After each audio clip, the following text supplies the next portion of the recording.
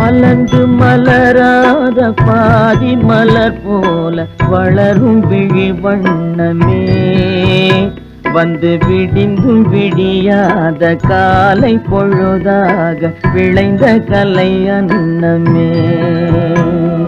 நதியில் விளையாடி கொடியின் தலை சீவி நடந்த இளந்தென்றலே, வளர்பொதிகை மலை தோன்றி மதுரை நகர் கண்டு பொலிந்த தமிழ் மன்றமே. யானை படை கொண்டு சேனை பல வென்று ஆளப் பிறந்தாயடா, புவி ஆளப் பிறந்தாயடா. அத்தை மகளை மனம் கொண்டு இளமை வழி கண்டு வாழ பிறந்தாயடா, வாழ